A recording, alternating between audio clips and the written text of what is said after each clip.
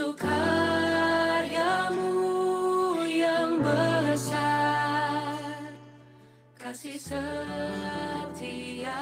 Ya, selamat malam bagi Bapak Ibu serta saudara-saudari sekalian.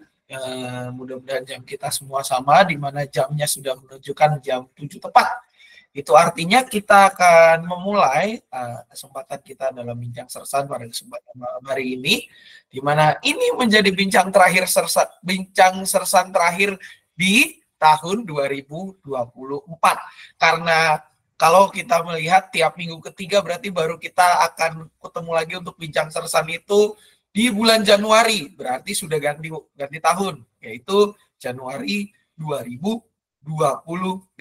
Ya, makanya di dalam kesempatan bincang sersan yang terakhir di dalam tahun 2024 ini kita akan membicarakan tentang sebuah kitab yang dikenal dengan tidak hanya pasalnya yang cukup panjang, tidak hanya dikenal dengan coverage-nya, ya, daya ruang jelajah waktunya yang boleh dikatakan ini adalah, kalau kita pernah dengar ada artis 3 zaman, nah Alkitab kita juga tidak kalah ya. Ada yang namanya Nabi 3 zaman, ya Bapak Ibu serta saudara-saudari sekalian. Dan Nabi 3 zaman itu adalah kitabnya yang akan kita bahas ini, yaitu Yesaya. Kenapa dikatakan Nabi 3 zaman?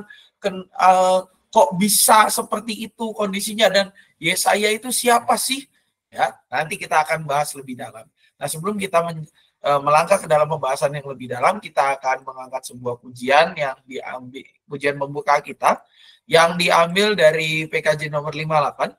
PKJ 58 yang berjudul Semua yang Tercipta akan menjadi pujian pembuka kita pada kesempatan malam hari ini.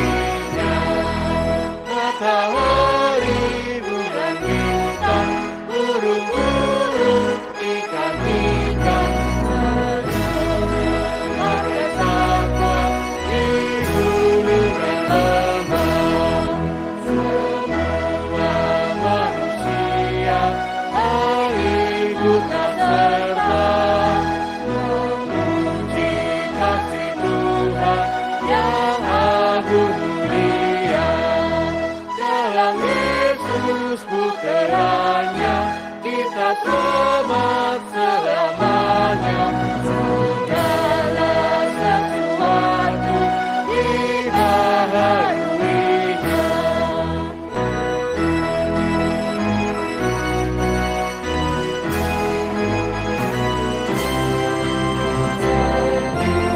Semua yang tercipta oleh alam semesta, agungkan nama Tuhan dan puji kasih-Nya.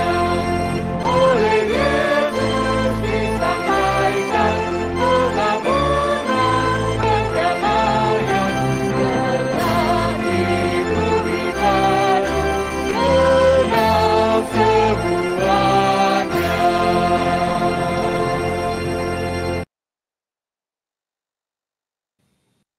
Baik, Bapak Ibu serta saudara-saudari, sebelum kita mulai kita akan berdoa terlebih dahulu.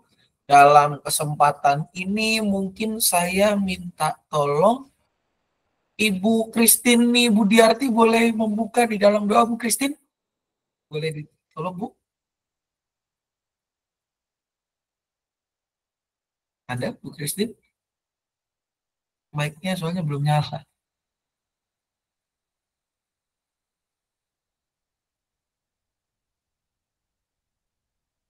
Oke. Bapak Ibu, mari kita berdoa. Allah yang penuh kasih, yang beri kami sapa dalam karya Tuhan kami Yesus Kristus, segala puji syukur kami naikkan kamu-Nya kudus Tuhan, kasih penyertaan Tuhan yang boleh kami rasakan dan sampai saat ini, berkat-berkat Tuhan yang Tuhan berikan lewat apa yang sudah kami lakukan, Dan itu semua bukan karena kebaikan kami, melainkan karena kasih Tuhan yang begitu besar kepada kami. Perkenankanlah kami Tuhan untuk menjadi anak-anak Tuhan, bahwa kami adalah orang-orang pilihan Tuhan, di mana kami Tuhan pertemukan lewat online dalam kegiatan gerejawi kami Tuhan, yaitu kebaktian rumah tangga. Biarlah itu semua juga memampukan kami untuk kami semakin bertumbuh dalam iman percaya kami kepada Engkau.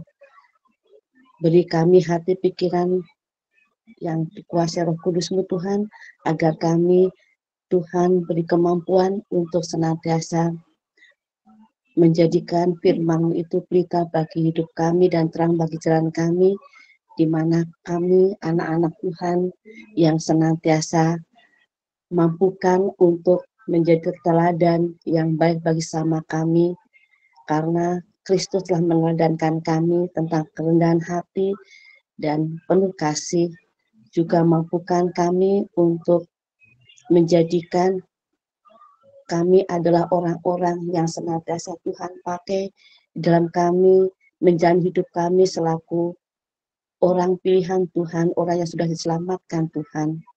Bapa Allah yang penuh kasih, biar kami juga hati yang sukacita dan kami menjalankan tugas dan tanggung jawab kami sebagai pengikut Kristus. Pakailah Bapak Pendeta yang akan membimbing kami agar kami lebih mampu memahami apa yang Tuhan kehendaki dalam kehidupan kami lewat firman yang sebentar lagi kami akan dengarkan. Terima kasih Tuhan, kami mau serahkan seluruh kehidupan kami hanya ke dalam pimpinan pertolongan Tuhan saja. Kami juga ingin membuka hati pikiran kami untuk dikuasai Roh Kudus-Mu Tuhan, agar kami Tuhan mampukan untuk memiliki hikmat pengetahuan tentang firman-Mu dan jadikan kami pelaku firman Tuhan yang setia. Terima kasih Tuhan, dalam Kristus kami mohon. Amin. Amin. Terima kasih Bu Christine. Baik, Bapak Ibu serta saudara-saudari, sebagaimana yang tadi saya katakan di awal, bahwa kita pada kesempatan malam hari ini, edisi Bincang Serta malam ini membahas tentang kitab Yesaya, gitu ya. Kenapa dipisah, Pak? Ya, itu kepentingan ini aja sih, supaya kepentingan supaya buat ya gimmick-gimmick lah gitu ya, Bapak Ibu. Yesaya, sebuah kitab yang kalau dibaca dengan nada yang berbeda, kesannya adalah kitab yang kitab yang boleh dikatakan isinya agak-agak sedih. Saya lagi gitu ya misalkan.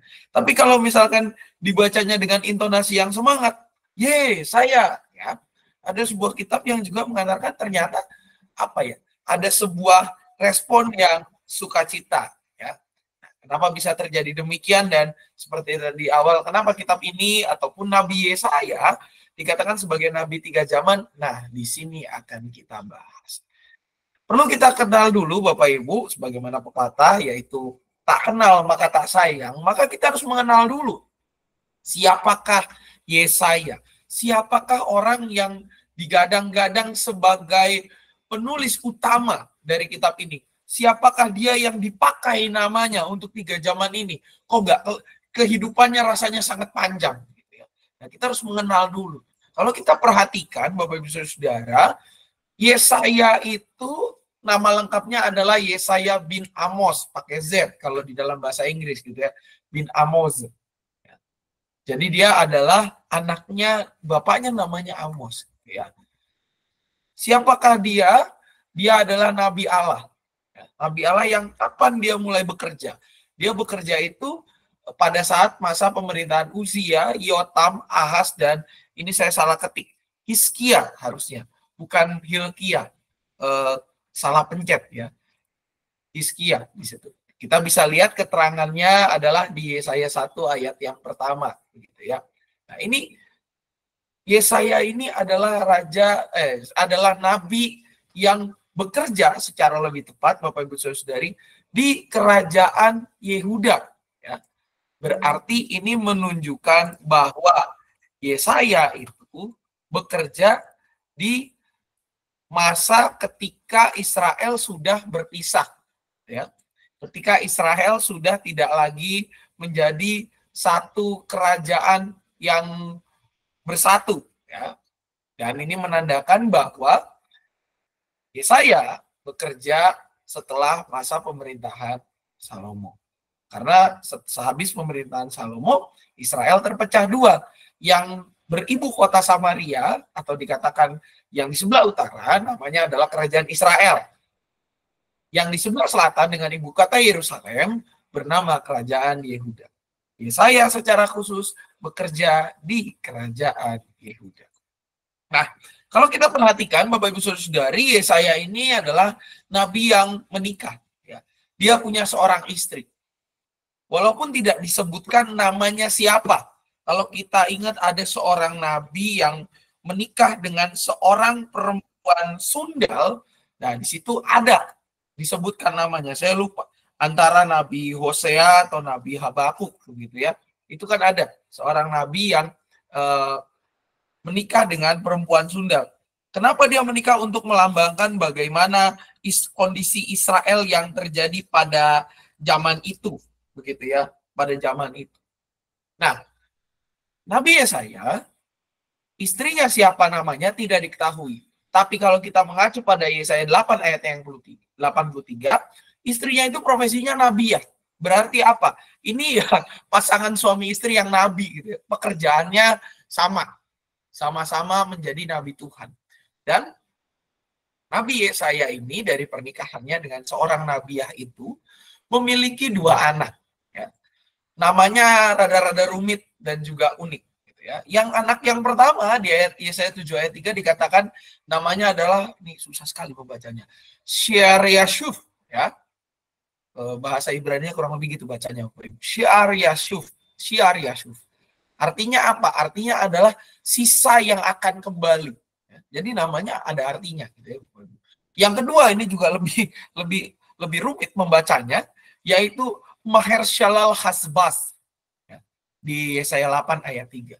Dan ini juga ada artinya. Artinya apa? Maher-Shalal Hasbaz ini artinya adalah perampasan yang tangkas, perampokan yang cepat. Dan nama kedua anak dari Yesaya ini menjadi sebuah nama yang penuh makna. Karena apa? Akan menggambarkan kondisi bangsa Israel, baik Israel Utara maupun kerajaan Yudea, gitu ya. Nah, ini yang saya katakan tadi. Kalau ada artis 3 zaman, maka kita juga nggak kalah Bapak Ibu. Kita punya nabi 3 zaman. Ya. Nabi 3 zaman. Kenapa Yesaya dikatakan sebagai nabi 3 zaman? Karena Bapak Ibu Saudara-saudari, Yesaya bekerja pada 3 zaman betul. Yang pertama adalah sebelum pembuangan. Yang kedua, pada saat Israel atau kerajaan Yudea ini berada di pembuangan. Ya.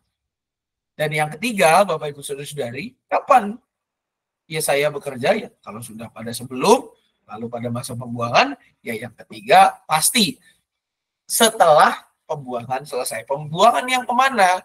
Pembuangan ke Babilonia. Ya. Tempat di mana sebuah Persia Babilonia. Ya. Karena kan nanti Israel, kerajaan Yudea itu kan diserang oleh Raja Babilonia. Ya. Diserang Raja Babilonia, mereka diangkut ke pembuangan. Disitulah ada kisah Daniel, lalu juga ada kisah Sadrak, Mesak, dan Abednego, di mana mereka memiliki posisi-posisi penting. Nanti kan Babilonia itu diserang oleh kerajaan Persia. Namanya nanti punya Raja Xerxes I, Raja Darius. Lalu juga ada raja yang memerintahkan. Nah, itu dasar penulisan kitab Ezra dan Nehemia ya, yang memerintahkan Israel untuk kembali pulang ya. Itu raja sudah Persia, Xerxes I, Cyrus I ya. Raja Cyrus. Nah, Yeremia bekerja di 3 zaman itu. Di semua zaman itu, Yeremia. Yesaya itu bekerja di 3 zaman itu. Ya, hampir ketukar jadi Yeremia. Yesaya bekerja pada zaman itu, sebelum pembuangan, pada masa pembuangan, dan pasca pembuangan. Nah, Bapak Ibu Saudari, kalau kita lihat pembagian kitab Yesaya yang dikatakan juga sebagai kitab 3 zaman, itu pun nyata di dalam pembagian kitabnya. Karena apa? Selain daripada nabinya bekerja memang 3 zaman, kitabnya pun terbagi ke dalam 3 zaman yang berbeda. Dari 66 pasal, total 66 pasal di dalam kitab Yesaya, mereka itu terbagi 3 babak yang mewarnai perjalanan kehidupan Yehuda ya. Wow, berarti ini gampang baginya Pak. Ya udah, 1 sampai 22, 23 sampai 44, 45 sampai 66. Enggak gitu, Bapak Ibu. Enggak seperti itu. Tidak semudah itu pembagiannya ya. Nah, pembagiannya gimana? Yang pertama adalah 1 sampai dengan 39 ya. Yesaya 1 sampai dengan 39 ini dikenal sebagai kitab yang diberikan gelar Proto Yesaya ya. Proto Yesaya. Proto berarti pertama ya. Prototype ya. Prototype itu kan tipe yang akan dipasarkan tapi itu jadi yang pertama kali keluar ya. Benar-benar yang awal banget, prototype ya. Ini juga Proto Yesaya. Proto Yesaya berarti apa? Itu adalah pewartaan firman yang dilakukan oleh Yesaya sebelum masa pembuangan. Sebelum masa pembuangan ke Babilonia. Di situ Proto Yesaya. Lalu yang kedua itu adalah 40 sampai dengan 55. Pasal 40 sampai dengan 55. Dikenal sebagai Deutero. Kenapa Deutero? Karena ini memasuki zaman kedua. Zaman kedua berarti mereka sudah ada di pembuangan. Mereka sudah ada di Babilonia. Mereka sudah dihancurkan. Kalau Proto Yesaya itu endingnya setelah reformasi Yosia. Nah, ini Deutero Yesaya itu adalah kondisi di mana Israel sudah diangkut. Ya, kerajaan Yudea itu diangkut ke Babilonia. Ya, berada di tanah pembuangan. Dan yang ketiga, Bapak Ibu Saudara-saudari, atau Trito Yesaya, itu dari pasal 56 sampai dengan 66. Nah, ini kondisinya di mana? Ketika mereka sudah diizinkan kembali pulang. Berarti ini sudah mulai masuk di zaman Ezra dan Nehemia. Ya. Ada kabar keselamatan. Bahwa Tuhan bisa memakai semua bangsa untuk mewujudkan rancangan keselamatan bagi umat pilihan. Jadi Bapak Ibu, pembagian pasalnya tuh nggak 66 bagi 3, nggak 22-22 gitu ya. Yang pertama 39, yang kedua 15, yang terakhir 10. Pembagiannya seperti itu. Karena apa? Pembagian ini berdasarkan timeline, berdasarkan alur waktu di mana kitab-kitab ini ditulis dan kapan kitab-kitab ini berbicara, kepada siapa kitab-kitab ini bersabda, gitu ya. Istilahnya firman yang ada di dalamnya itu menjumpai umat Israel pada saat waktu. Pertama pasti pada waktu sebelum pembuangan, yang kedua adalah pada saat pembuangan, dan yang ketiga adalah ketika mereka selesai dari pembuangan. Nah, kalau kita perhatikan satu persatu, Bapak Ibu, kita pasti tidak memulai dari Trito. Kita akan memulai dari Proto Yesaya. Proto Yesaya ini adalah yang pertama, kitab Yesaya yang dikatakan sebagai Yesaya pertama. Ya. Di mana isinya itu sebagian besar tentang identitas Yesaya, lalu juga rencana Tuhan atas kehidupan bangsa Israel sebelum mereka kelak akan dibuang. Apa saja yang ada di dalam kitab itu? Kalau kita perhatikan ada beberapa isu yang diangkat. Pertama adalah tentang nubuat kerajaan Yehuda dan Yerusalem. Ya. Dari pasal 1 sampai dengan pasal 12, selain bicara tentang identitas Yesaya, dan juga bicara tentang juru selamat, itu ada soal nubuat tentang kerajaan tersebut ya. Bagaimana Yehuda dan bagaimana nanti kondisi Yerusalem. Ya, walaupun dia di situ juga kita bisa lihat bagaimana bagaimana Tuhan itu tidak puas terhadap seorang raja yang gak mau menunggu kelahiran bayi yang dimaksud gitu ya, tetapi malah bersekutu dengan Mesir. Nah, di sini di bagian-bagian ini ada. Lalu juga yang berikutnya adalah tentang bangsa-bangsa di sekitarnya. 13 sampai dengan 23. Apa yang akan terjadi? Termasuk kepada Babilonia di situ ada. Ya. Apa yang akan terjadi tentang bangsa-bangsa itu? Ya. Di situ dinyatakan nubuat-nubuat yang berasal daripada Tuhan. Yang berikutnya juga, nah ini yang biasanya suka dibahas oleh para penggila hari kiamat ya. Selain membahas kitab Daniel, yang juga Daniel 12 dan seterusnya, yang itu bicara tentang pemahaman apokaliptik begitu ya. Dan mereka juga suka membaca, selain daripada Wahyu juga, adalah Yesaya. Yesaya 24 sampai dengan 27 ini bicara tentang kondisi kondisi yang dibilang akhir zaman gitu ya. Yom Yahweh, hari Tuhan Nah, dari 24 sampai dengan 27, 3 pasal ini juga menjadi kajian yang biasanya menarik. Karena di situ ada bicara soal kehancuran bumi, malapetaka, perang Armageddon yang jadi judul film gitu ya. Terus juga di situ dikatakan ada tentang bagaimana zaman baru itu akan datang. Nah, di situ ada Yesaya 24 sampai dengan 27. Selain dari setelah akhir zaman dibicarakan, maka yang berikutnya juga adalah nubuat keselamatan bagi umat Israel, bagi bangsa pilihan Allah. Karena kenapa dikatakan sebagai nubuat tentang keselamatan? Walaupun pada saat itu mereka hendak dibuang ya, tetapi di sini sudah mulai ada berita keselamatan. Bahwa kelak mereka akan diselamatkan setelah mereka akan dimurnikan oleh Tuhan pada masa pembuangan itu. Mereka akan menerima keselamatan. Karena apa? Karena Tuhan akan menolong umat yang Ia kasihi. Dan Israel itu kan tidak hanya berarti umat pilihan Allah, tapi juga umat pilihan yang menang bergumul bersamanya. Mengacu pada peristiwa yang terjadi antara utusan Tuhan dengan Yakub yang bergulat sampai kaki Yakub akhirnya terpelecet. Di sini nubuat-nubuat keselamatan itu diwartakan kepada mereka, menguatkan mereka walaupun mereka tahu mereka dalam kondisi yang depresif, dalam kondisi yang tidak mengenakan, tapi di sini ada penghiburan bagi mereka bahwa ada upaya Tuhan untuk memperbaiki kehidupan bangsa Israel. Dan yang ketiga, yang bagian terakhir 36-39 adalah bagaimana kehidupan Yesaya dalam pemerintahan Hizkia. Gitu ya, sebelum nanti masuk ke dalam bagian pembuangan. Ini yang dibahas di dalam proto Yesaya, yang juga kalau kata orang-orang mengatakan ini Yesaya yang zaman pertama. Yesaya yang boleh dikatakan masih banyak perannya di situ ya, masih ada biografinya dia di situ.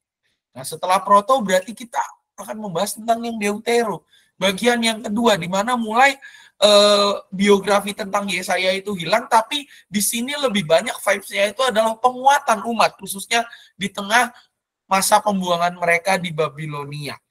Ya, ketika mereka berada di Babilonia, bangsa Israel itu menjadi bangsa yang dicap sebagai bangsa kalah perang. Ada kekecewaan dalam hati mereka. Ada ada sebuah hal yang ya boleh dibilang ya mereka sesali begitu ya. Kenapa ini harus terjadi pada saya? Tidak hanya seperti itu, tapi dari luar bangsa-bangsa lain yang tadinya mengagumi Israel, yang tunduk kepada mereka, mereka mencela. Katanya kamu adalah pilihan Tuhan. Mana Tuhan kamu? Gak ada dilakukan bukti-bukti Tuhanmu itu hidup. Ya. Itu menjadi hal yang diterima oleh bangsa Israel. Makanya Deutero Yesaya ini vibes-nya lebih ke penguatan. Tidak lagi bicara soal biografi di sini. Lebih banyak ke penguatan. Lebih banyak kepada meyakinkan bangsa Israel bahwa Tuhan mereka adalah Allah yang hidup. Bukan Allah yang mati. Dan mereka memiliki Allah yang menang. Nah, ada beberapa poin yang juga dibahas di dalam bagian Deutero Yesaya ini. Yang pertama adalah soal berita kelepasan. Termasuk apa? Tidak hanya berita soal kelepasan, tapi masa depan yang baru. Bahwa Tuhan akan kembali memerintah ke atas umatnya. Tuhan akan mengatur kehidupan mereka kembali. Tuhan akan menata kehidupan keseharian mereka. Dan juga apa? Di sini tidak hanya soal pemerintahan baru.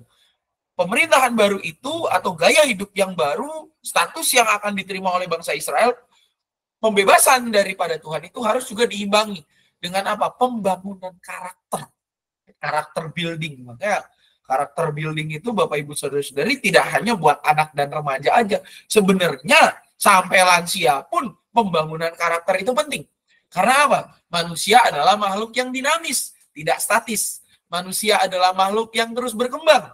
Ya, cuman memang pembangunan karakter itu masih identik dengan anak-anak, remaja, dan pemuda. Walaupun sejatinya, Bapak Ibu Saudara-saudari, pembangunan karakter itu sampai kepada orang-orang lansia. Sampai kepada orang yang sudah tua pun harus dibangun karakternya. Karena apa? Manusia itu terus berjalan. Kondisinya terus berubah. Begitu juga dengan bangsa Israel. Ketika Tuhan mewartakan lewat Nabi Yesaya, karakter yang dia inginkan di dalam kehidupan bangsa Israel yang baru, Tuhan itu tidak hanya berbicara kepada orang-orang muda saja, tapi juga kepada siapa? Golongan-golongan tua, para pemuka agama, semuanya ditegur oleh Tuhan. Ya. Dan Tuhan itu menginginkan karakter hidup sebagai hambanya yang nyata, benar-benar mengikut dia.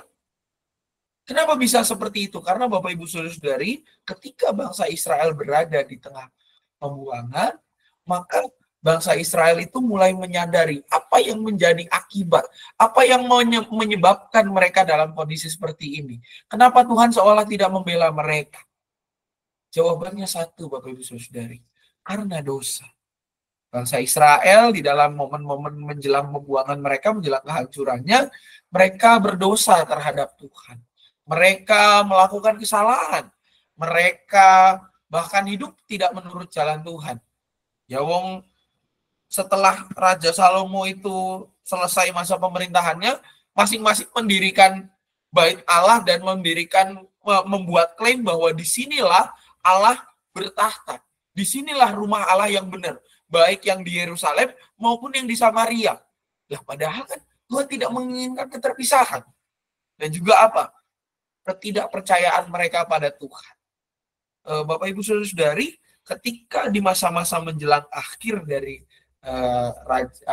pemerintahan Yudea, mereka akhirnya berkongsi dengan Mesir, ya, kerajaan yang dipandang cukup besar. Ya. Tapi pada saat itu Mesir pun sudah tidak terlalu kuat. Mesir sudah menjadi kerajaan yang melemah di dalam hal militer, gitu ya. Dan Tuhan tidak mau itu terjadi. Karena apa? Karena Tuhan Tuhan meyakinkan mereka bahwa mereka sendirian aja maju kok. Orang kita berdasarkan kekuatan Tuhan. Cuma karena rajanya pada saat itu raja yang pelin-pelan, akhirnya ya bersekutulah dengan Mesir. Dan apa yang terjadi? Justru kehancuran yang mereka terima.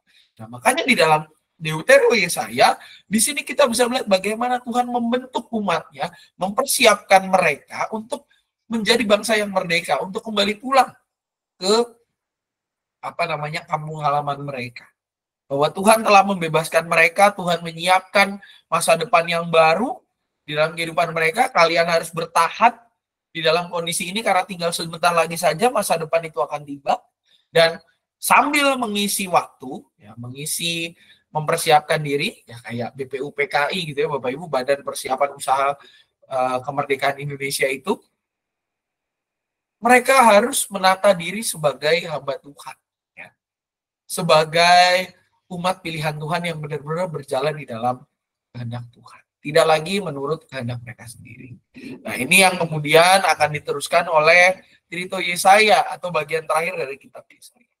Di mana ini menjadi antologi. Ya, kumpulan terakhir, resume terakhir, sekaligus penutup. Ya, dari 56 sampai 66.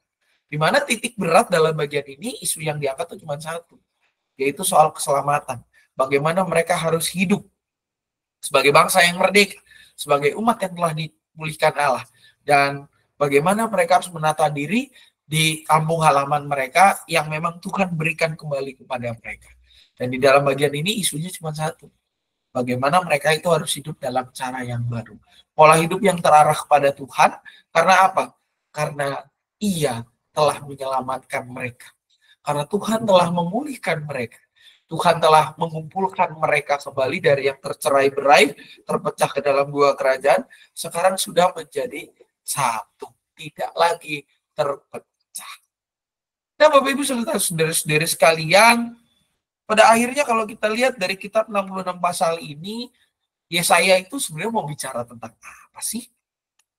Ada beberapa hal, ada 3 hal Bapak Ibu yang di-cover dan menjadi isu utama di dalam kitab Yesaya. Yang pertama adalah bicara soal kesucian, bicara soal kebenaran firman dan ada rencana Tuhan. Sebagaimana saya sudah nyatakan dari tadi, bahwa kenapa bangsa Israel itu jatuh? Ya karena dosa mereka. Karena mereka tidak percaya dengan firman Tuhan. Tetapi apa? Kejatuhan mereka sebenarnya Tuhan bisa pakai. Untuk apa? Untuk memulihkan dan memurnikan mereka. Makanya Bapak Ibu Saudara-saudari, kitab Yesaya juga mengajarkan kepada kita bahwa hal-hal yang baik menurut kita maupun hal-hal yang kurang baik dalam perspektif kita, sebenarnya itu bisa Tuhan pakai untuk apa? Untuk memurnikan kita dan menyucikan kita. Ketika bangsa Israel itu dibuang, sebenarnya Tuhan membuang mereka untuk apa? Untuk mendidik mereka lagi. Mengembalikan mereka seperti ketika zaman lagi ada di Mesir. Tidak lagi di tanah air mereka. Tidak berada di dalam tanah kelahiran mereka. Makanya di sini Tuhan tuh punya rencana baik dalam membuangan maupun ketika mereka pulang. Karena apa? Ketika mereka pulang kembali dari Babilonia, mereka sudah dijadikan bangsa yang baru. Sudah mendapatkan pengarahan-pengarahan yang berasal dari Tuhan. Dan juga Bapak Ibu Saudara-saudari, yang kedua adalah soal identitas Tuhan. Bahwa ya, I am who I am. Melalui apa yang terjadi dalam kehidupan bangsa Israel, Tuhan tuh mau menegaskan bahwa saya tuh nggak bisa diatur. Saya tuh Tuhan, justru saya yang ngatur kamu, gitu. Bukan kamu yang ngatur saya. Istilahnya seperti itu, Bapak Ibu. Dalam kitab Yesaya ini dijadikan tekanan betul. Bahwa Tuhan adalah Tuhan. Bukan kita yang ngatur Tuhan, tapi Tuhan yang ngatur kita. Bukan kita yang meminta Tuhan memuluskan rencana kita. Justru kita yang harus mendengar apa yang menjadi maunya Tuhan. Kalau di dalam perjanjian baru dikatakan jangan sampai kita salah berdoa. Kalau kita salah berdoa berarti apa? Kita ingin kehendak kita yang terkabul. Itu doa kita. Tapi kalau doa yang benar, dalam Yakobus, itu adalah bagaimana kita bertanya, Tuhan kamu mau apa dari apa yang terjadi dalam kehidupan saya ini. Nah di sini, melalui kitab Yesaya ini juga ditekankan. Yesaya 46 kan, 44 ayat 6 kan mengatakan, I am who I am. Aku adalah Allah yang titik-titik banyak. Dan melalui pembuangan bangsa Israel itu diajarkan seperti itu. Bahwa I am who I am. Tuhan adalah Tuhan. Saya adalah saya. Kalau kita yang ngomong kayak gitu, Bapak Ibu nggak cocok. Nggak cocok. Saya adalah saya tuh nggak cocok gitu ya. Kalau kita yang ngomong sebagai manusia, karena apa? Ya, ketika kita mengatakan saya adalah saya, itu berarti kita menjadikan diri kita Tuhan. Padahal kita itu bukannya, hidup kita itu bukan punya kita lagi, tapi Kristus dalam kita. Udah nggak bisa kita ngomong sebagai orang Kristen tuh, saya adalah saya. Nggak bisa kita ngomong. Itu pernyataan yang harus dibuang. Karena apa?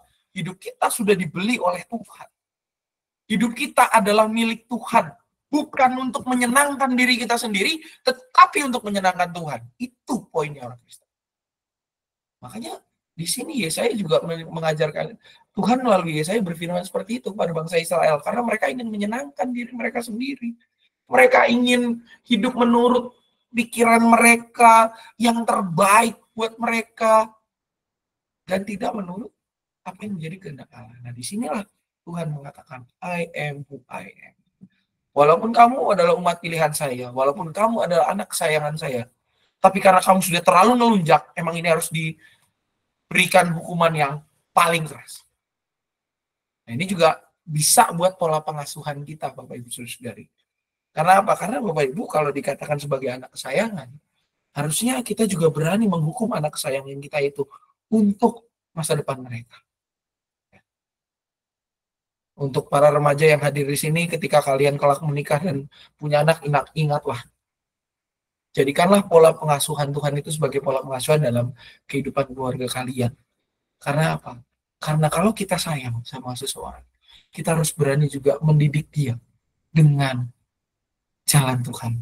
Jalan yang kadang lurus, tapi juga kadang berliku. Jalan yang kadang rata, tapi kadang bergelombang. Nah, ini dalam bagian ini Tuhan memakai jalan yang tidak enak untuk menghukum bangsa Israel, untuk memberikan pelajaran. Tetapi ketika dia menghukum, dia tetap memperhatikan mereka, tetap mengasihi mereka, tidak lost contact sama sekali. Dia tetap mengasihi dan bahkan terus menyapa. Sampai apa? Mempersiapkan jalan baru. Ketika Tuhan melihat, oh bangsa ini sudah siap, oke, kita akan atur bagaimana kehidupan mereka kelak.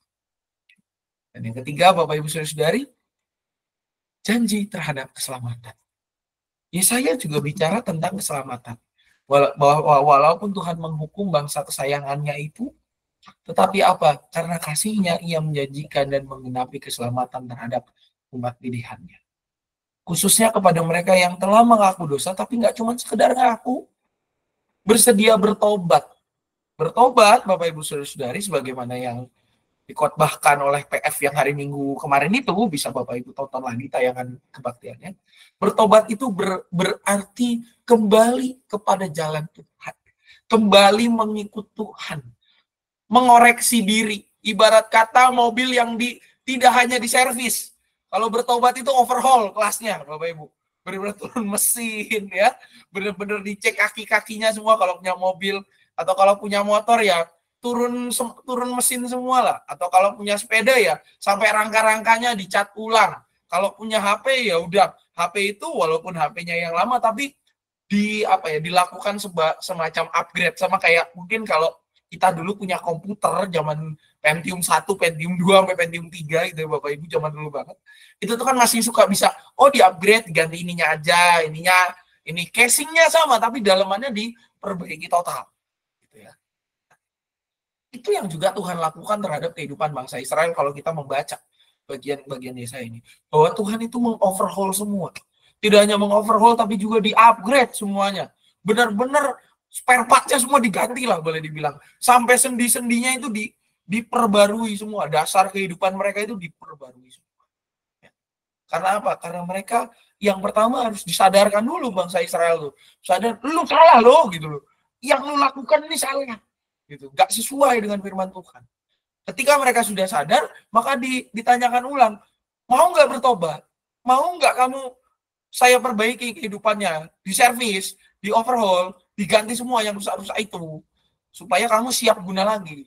Mau, ya kalau kamu mau ya sudah kita lakukan perbaikan itu. Perbaikannya di mana? Pada saat pembuangan itu diperbaiki semua tata kehidupannya, bahwa mereka harus menjadi bangsa yang teosentris, berpusat kepada Allah, bukan berpusat pada diri sendiri.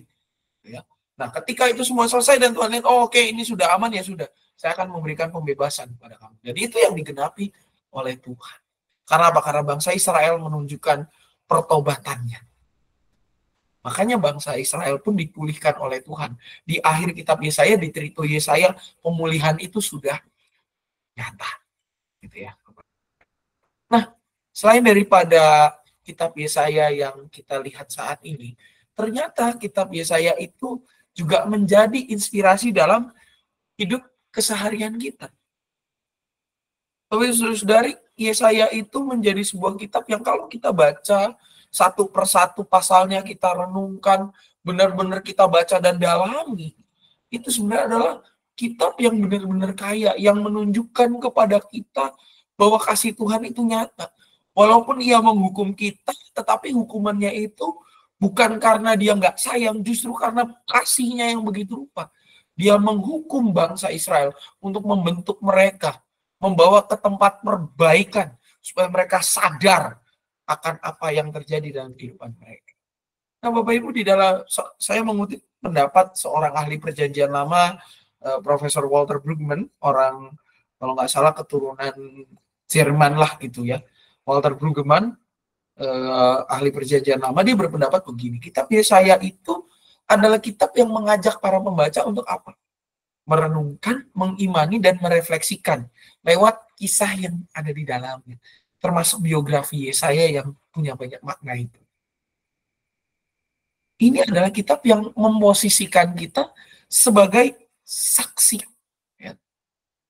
Bagaimana yang pertama kita menjadi saksi atas 3 hal yang Allah lakukan. Yang pertama memberikan teguran.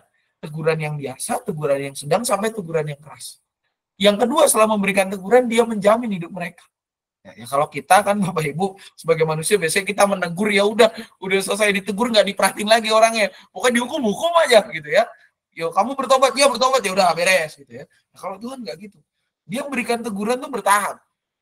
Dari teguran yang basic, yang ya biasa, lalu mulai tingkat lanjut gitu ya, udah kayak bina penatua aja nih, bina penatua awal, madya, lalu juga lanjut gitu ya.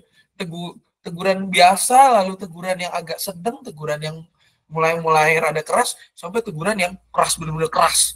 Ya udah, kamu dibuang aja ke sana. Dan yang kedua, ketika teguran itu dijalankan, masa hukuman itu diefektifkan, diberlakukan, Tuhan itu menjamin mereka. Walaupun kamu dihukum, kamu tetap saya jamin. kamu tetap saya perhatikan. Kenapa saya menghukum kamu? Ketika hukuman itu diberikan, Tuhan di situ memberikan pengetahuan pada mereka. Kenapa kamu dihukum? Kenapa kamu ini? Ini untuk alasan ini loh. Karena apa? Orang yang biasanya dalam kondisi tertekan itu, apalagi dalam kondisi yang boleh dikata menyesal, benar-benar menyesal. Ya ini kan Tuhan ini membuat bangsa Israel dibuang sampai benar-benar menyesal. Nyeselnya bukan main, ini mau benar-benar nyesel banget lah. Gitu ya. Orang yang menyesal dan mau bertobat itu cepat belajarnya dibanding orang yang sudah benar merasa dirinya benar kita ajarin. Nah itu lama nerimanya, kagak bakal masuk ilmunya gitu ya. Kalau orang yang salah, orang yang berdosa, menyesali dosanya dan dia mau bertobat, dia akan lebih masuk pelajarannya. Ketimbang orang yang merasa diri benar, kita kasih pengetahuan, nah nggak bakalan diterima tuh. Nah itu juga di bangsa Israel seperti itu. Ketika mereka masih merdeka, Tuhan itu nggak apa ya, mereka tuh masih belum terima teguran karena apa? Merasa diri benar. Setelah mereka jatuh sejatuh-jatuhnya, nah di situ baru mereka terima. Ternyata saya salah selama ini. Ya sudahlah, saya akan bertobat. Di situ baru terima. Kayak kadang kalau saya suka bercanda lebih enak atau bahkan lebih mudah mengajar seseorang yang mengaku dosa mau bertobat kembali kepada jalan Allah, memperbaiki orang yang salah, ketimbang mengingatkan orang yang benar bahwa apa yang dia lakukan salah. Gitu ya. Itu lebih mudah. Dan ini di dalam Yesaya itu terjadi betul, yang dalam kehidupan kita itu nyata. Nah, kitab Yesaya juga Bapak Ibu Saudari, kenapa saya katakan juga sumber inspirasi bagi hidup dalam kasih Tuhan, kitab Yesaya mengajak kita sebagai pembaca itu terlibat. Kita ditempatkan pada posisi sebagai saksi, orang ketiga yang melihat. Ya, kan ada orang ketiga serba tahu, gaya penulisan, orang kedua, orang pertama. Ya. Yesaya ini apa? Orang ketiga sebagai saksi. Kita yang lihat bagaimana apa yang terjadi di battlefield-nya Israel itu, apa yang terjadi di kehidupan bangsa Israel. Nah, kita baca lewat kitab Yesaya itu. Kita lihat bagaimana mereka ini, dan kita menjadi saksi atas itu. Ketika kita menjadi saksi, kesaksian kita itulah yang menggerakkan iman kita untuk menyadari bahwa Tuhan itu mengasihi kita. Tuhan itu menghukum kita bukan karena dia nggak sayang. Kenapa dia menghukum kita? Justru karena ia menyayangi kita. Ia ingin kita menyesal karena apa yang kita lakukan itu salah. Dan ketika kita sudah menyesal mengakui dosa, dia pun membuka ruang untuk kita bertobat, kembali kepada jalannya hidup menurut apa yang ia kehendaki. Dan inspirasi ini Bapak Ibu Saudara-saudari yang benar-benar juga nyata. Ya. Yang saya katakan di sini dengan istilah sebagai ekstra Yesaya. Ya. Tadi ada proto, deutero, trito, sekarang ekstra Yesaya. Sesuatu yang berada di luar kitab Yesaya, tidak termuat di dalam Alkitab bahkan, tetapi ini adalah dampak yang dihasilkan atas pembacaan kita terhadap kitab Yesaya.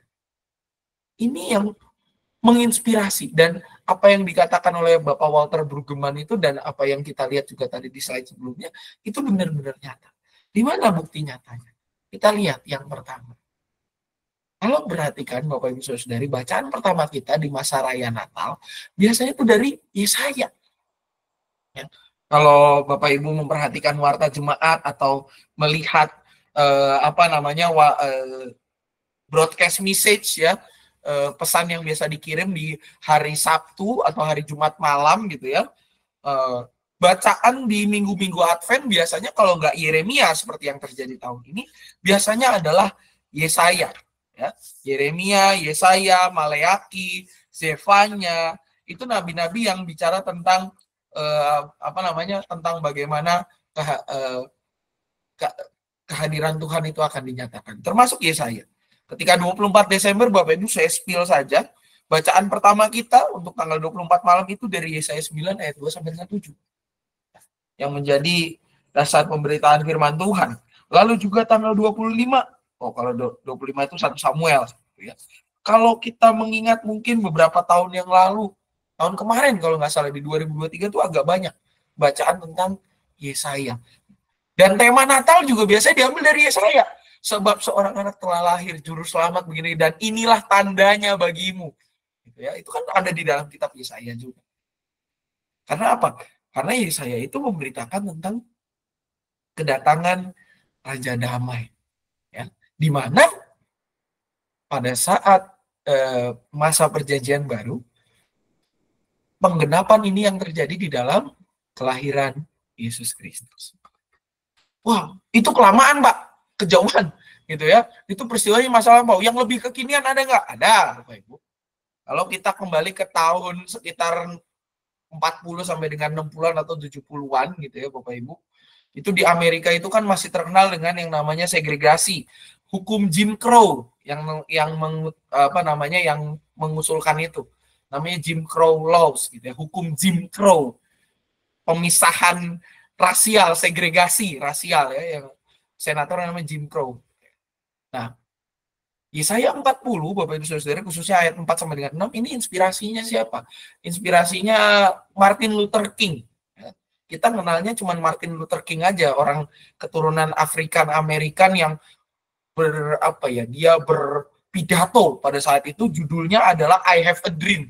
Ya, judul pidatonya I Have a Dream, dan itu pidato yang sangat berapi-api ya. Ternyata Bapak Ibu, dia itu bukan hanya seorang doktor, kalau dokter kan medis ya, doktor itu kan berarti S3 ya, lulusan doktoral, PhD dia, tetapi PhD-nya apa? PhD-nya adalah di dalam sistematik teologi sistematik. Karena apa?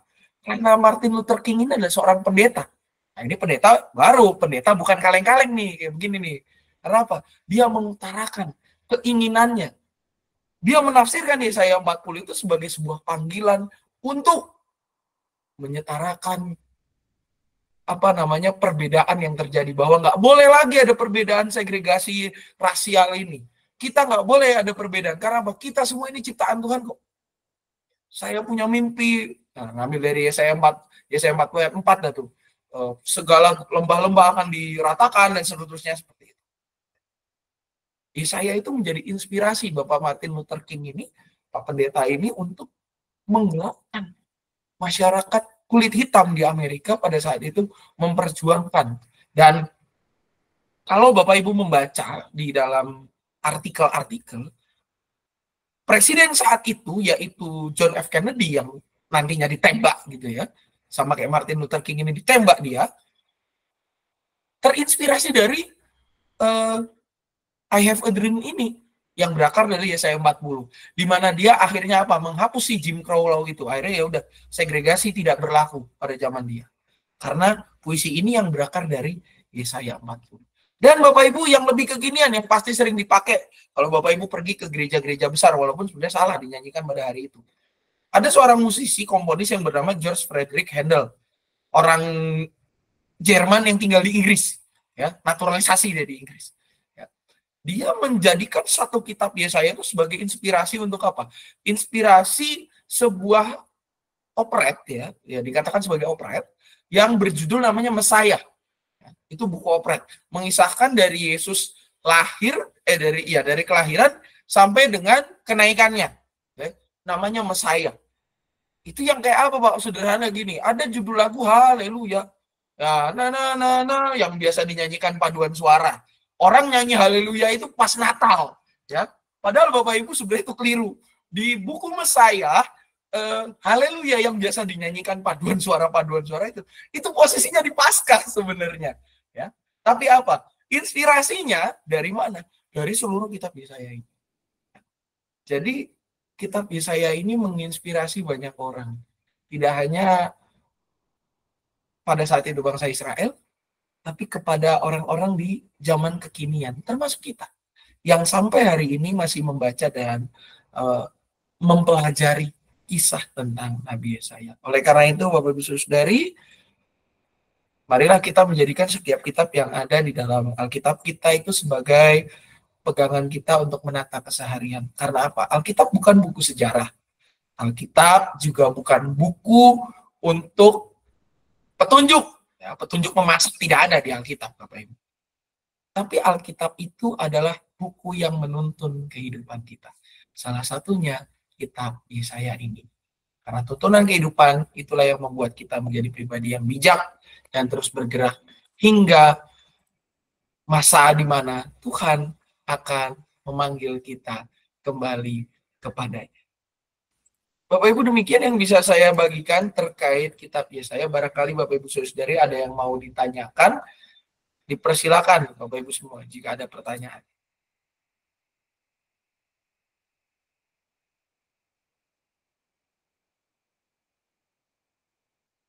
Baik, kalau tidak ada pertanyaan, mudah-mudahan materi ini menjadi berkat bagi kita semua yang menolong kita untuk bisa semakin mencintai dan menjadikan firman Tuhan yang tercatat di dalam Alkitab kita sebagai pegangan hidup yang menuntun keseharian kita.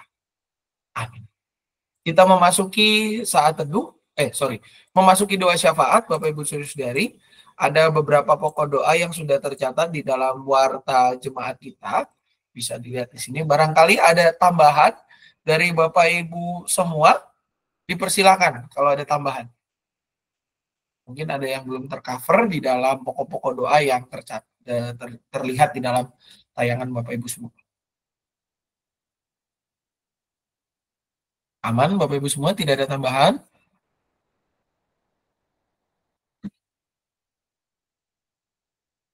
Baik, kalau tidak ada tambahan, maka kita akan menaikkan doa syafaat kita kepada Tuhan. Mari kita berdoa.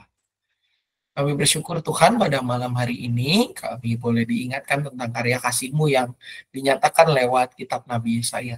Biarlah Tuhan ini menambah pengetahuan kami dan semakin menolong kami untuk menjadikan firman-Mu sebagai pegangan yang nyata. Kami berdoa pada saat ini untuk bangsa dan negara kami, Tuhan, khususnya menjelang akhir tahun dan juga perayaan Natal, untuk kondisi keamanan segala sesuatunya Tuhan berkati. Para aparat yang akan berjaga Tuhan perlengkapi, dan para pemimpin bangsa dan negara kami Tuhan juga yang terus pelihara hidup mereka, Tuhan yang tuntun agar hidup mereka hanya berpadanan dengan kehendak-Mu saja. Dan bagi setiap kami yang menjadi bagian dari bangsa dan negara ini, Tuhan yang atur agar kehidupan kami hanya untuk kemuliaan nama-Mu saja. Kami juga berdoa untuk gereja kami GKI Cicurug dengan segala kegiatan di dalamnya. Tuhan sertai, Tuhan atur, dan biarlah Tuhan juga yang menolong agar gereja ini terus bertumbuh di dalam tangan pemeliharaan-Mu saja. Kami berdoa untuk saudara-saudara kami yang dalam kondisi sakit maupun dalam masa pemulihan, untuk Oma Lena, Ibu Lili Damayanti, Bapak Yones Lumantobing, Bapak Jaundi Purba, Bapak Sutarto, Bapak Willy Hartono, Bapak Yusuf Gunawan, Bapak Vekton Ardian Restawan, sudah Ibu Hotna Boru-Berutu, Ibu Tina, Ibu Wahyuni Kristen Saragi, Ibu Misda Pandiangan, Bapak David Hermajaya, Ibu Suwarti, Saudari Rebeka, Ananda Tessa Tarigan, dan Ananda Giovanno Purba. Juga rekan-rekan kami yang memiliki pergumulan terkait pekerjaan, kehidupan rumah tangga mereka, maupun juga pendidikan mereka dan masa depan mereka. Tuhan berkati, Tuhan sertai. Biarlah Tuhan yang boleh terus hadir dalam kehidupan mereka, menyatakan kehendak-Mu dan menuntun keseharian mereka.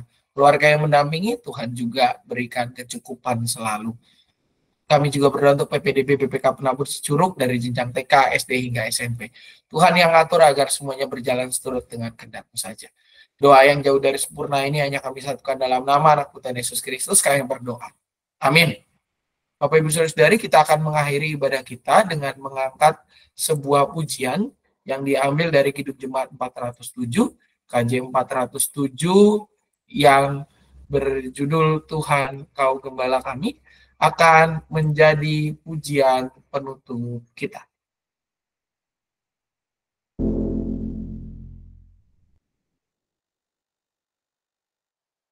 Tuhan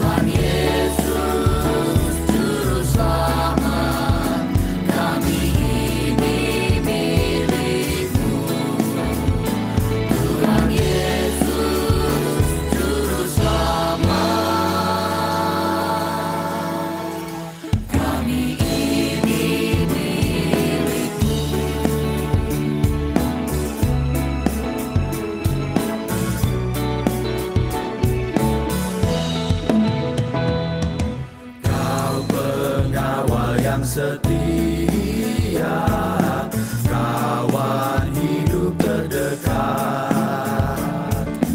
Jauhkan kami dari dosa, panggil pulang yang sesat.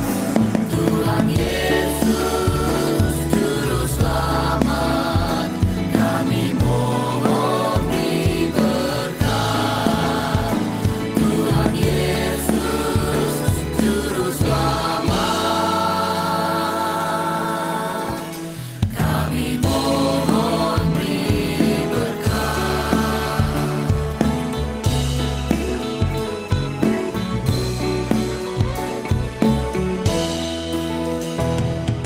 Janji-Mu Kau terima kami, walau hina bercela.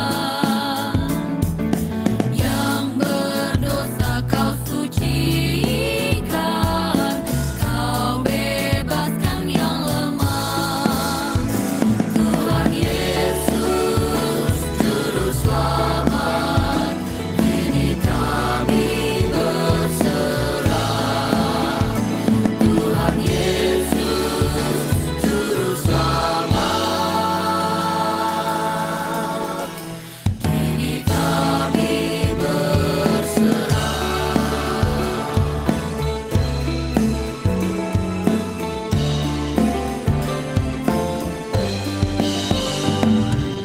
Kehendak-Mu kami cari, ingin turut maksud-Mu. Tuhan isi hati kami dengan kasih-Mu penuh. Tuhan Yesus, Juru Selamat, tak terhingga kasih-Mu. Tuhan Yesus, Juru Selamat, tak terhingga kasih-Mu.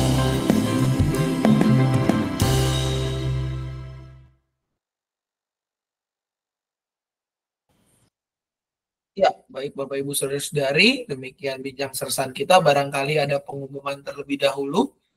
Dari Komisi Dewasa ada pengumuman? Adik? Dilanjut dulu Pak Sam, untuk adik. Terima kasih Pak David.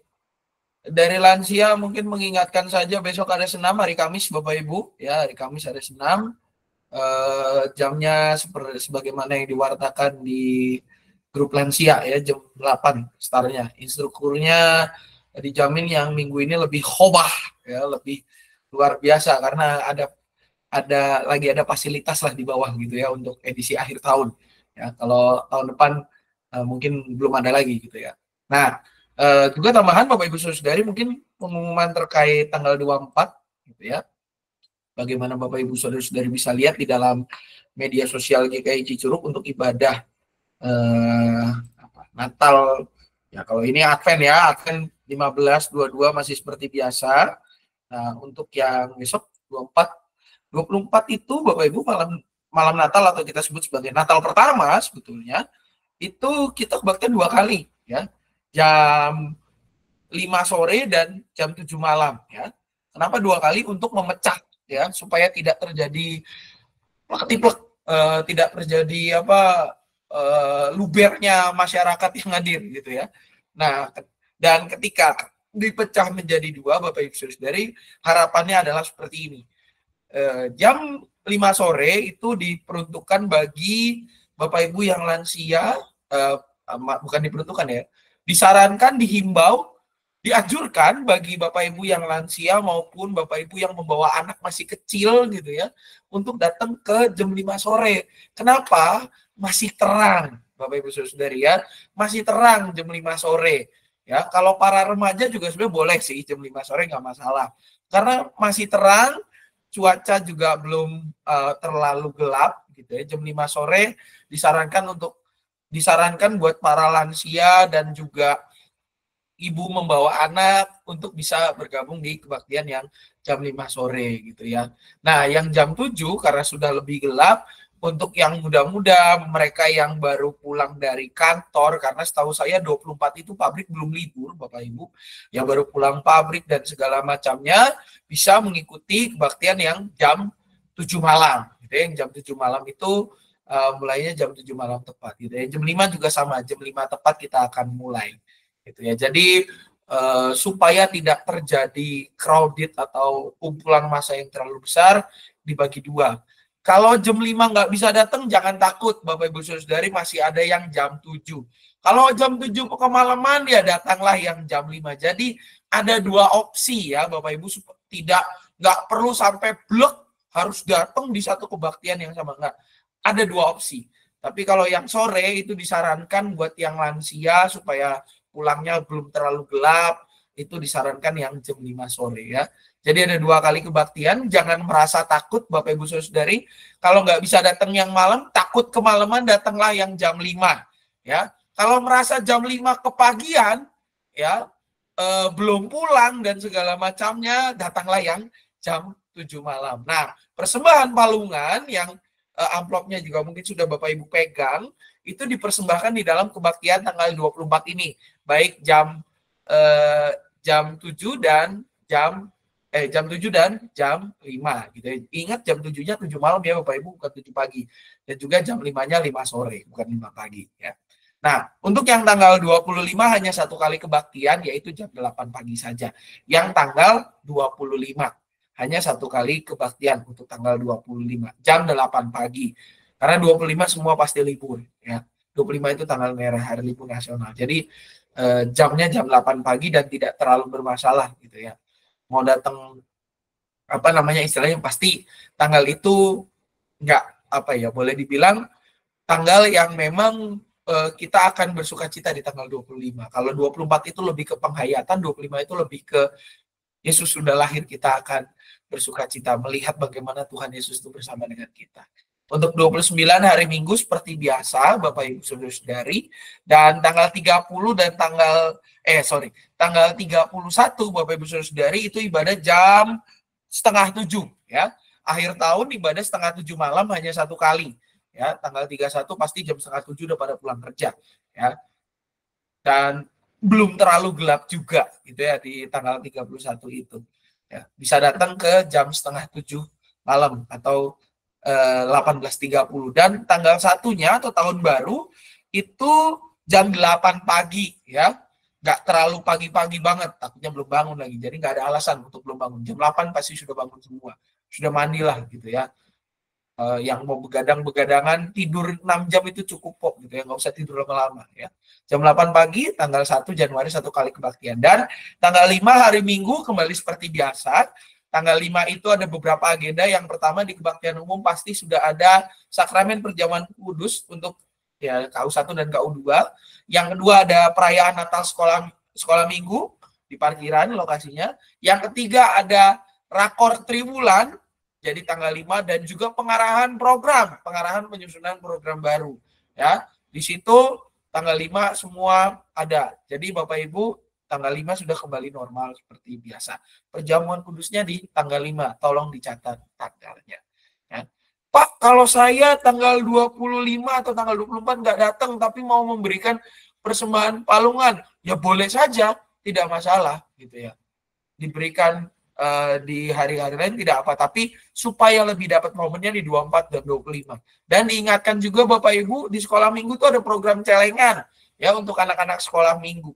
Celengan itu dikumpulkan tanggal 5 Januari karena anak-anak kita mau ajarin bagaimana mempersembahkan persembahan, memiliki hati seperti orang Majus yang jauh-jauh mau datang menjumpai bayi Yesus. Minggu Epifani itu kan perayaan tentang bagaimana orang Majus datang ya. Jadi orang Majus itu tidak datang di kandang Bapak Ibu. Orang yang ketemu Yesus di kandang itu adalah para gembala. Orang Majus itu setelah Tuhan Yesus pulang ke rumah ya. Udah nggak di kandang lagi, nggak di hari itu mereka datang, beda harinya. Nah ini yang kita mau ajarkan pada anak-anak. Jadi Bapak Ibu, para orang tua, kakak-kakak dari anak-anak sekolah minggu, tolong diingetin ya, anak-anak dan adik-adiknya untuk tabungan celengannya itu diberikan ke masing-masing, diberikan ke gereja, dipersembahkan pada tanggal 5 Januari yang akan datang. Ya. Itu saja mungkin Bapak Ibu Saudara-saudari yang bisa diberikan bagi para bagi para pengurus Badan Pelayanan Jemaat, Komisi dan Kelompok Kerja. Jangan lupa mengumpulkan laporan triwulan pada tanggal 29 Desember paling lambat. Itu dia yang bisa saya wartakan pada kesempatan malam hari ini.